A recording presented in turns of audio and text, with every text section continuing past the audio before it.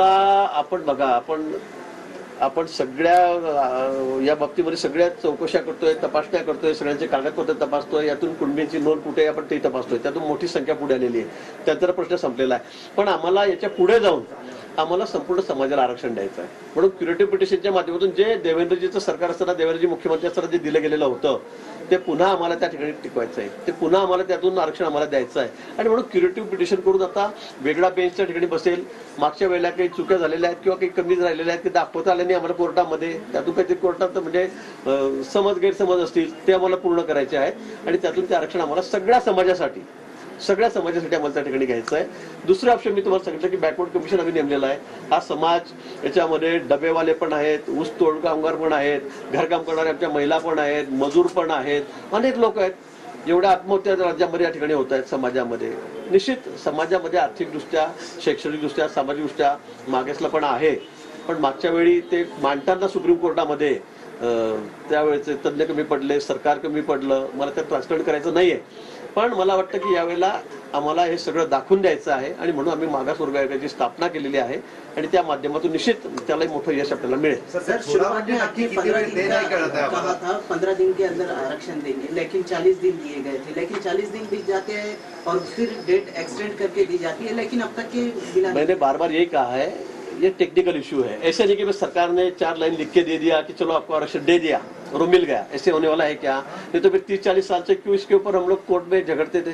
क्यों हाई court, supreme court, बार बार सब लोग, इतनी बड़ी टीम हमने खड़ी कर दी थी, बहुत लोग आए गए, लेकिन हाथ में कुछ आया नहीं. तो हम यही चाहते हैं कि अभी ये टेक्निकल दृष्टि से सभी से पूरा करके इस बात को हमें आरक्षण देना है. 15 दिन 20 दिन का सवाल नहीं है, इसके लिए तो 30-40 साल से झगड़े रहे सब लोग, समाज झगड़ रहा है, लेकिन हाथ में कुछ आया नहीं था.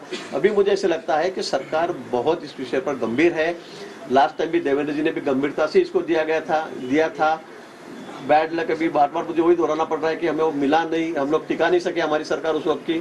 ठीक है, वो छोड़ दो, लेकिन अभी हमको परमानेंट आरक्षण देना है, परमानेंट, कि इसमें सुप्रीम कोर्ट हो, हाई कोर्ट हो, इसमें कोई इसको नकारेगा नहीं. इसलिए थोड़ी देर या थोड़ा समय लगा भी तो भी चलेगा, लेकिन हमको ये परमानेंट देना है. इसलिए थोड़ी समय की मांग हम वापस कर रहे हैं.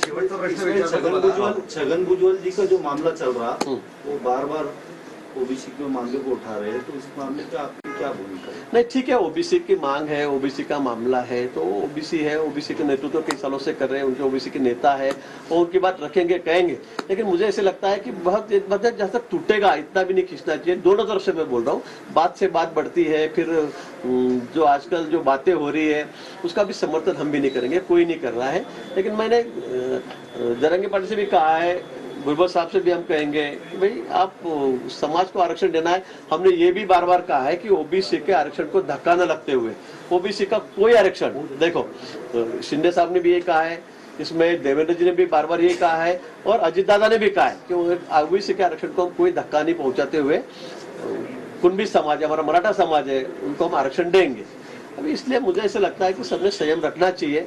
हम लोग पब्लिक में जाके बात रखेंगे, कुछ उल्टा सुल्टा बोलेंगे, उसमें से और तनाव निर्माण हो रहा है, दो समाज में कोई तनाव निर्माण हो, आपसी कोई झगड़ा हो, इसलिए हम ये नहीं चाहते. इसलिए हम दोनों से भी विनंती कर रहे हैं कि भाई थोड़ा दोनों संयम रखें. शेवटचा प्रश्न विचारतो, तुम्ही म्हणताय ओबीसी आरक्षणाला न धक्का लावता मराठ्यांना आरक्षण देणं, तुमच्या बाजूला बसलेले जरांगे पाटील म्हणताय आम्हाला ओबीसीतून आरक्षण हवंय.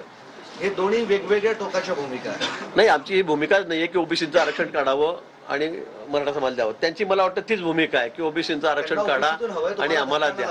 त्यांची भूमिका असेल, पण आम्हाला त्यांना जे द्यायचं आहे ते त्यांच्या पद्धत पाडायचंच आहे, टाकायचंच आहे. पण आम्हाला ओबीसीला धक्का न लागता हे आरक्षण द्यायचं आहे. थँक्यू. यो मम्मी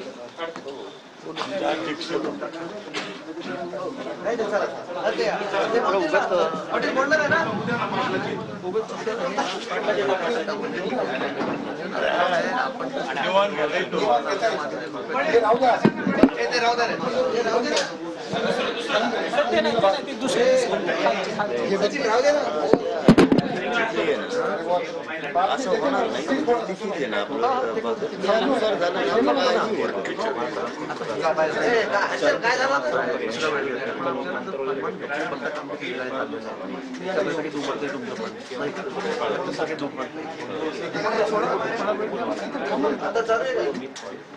आम्ही उद्या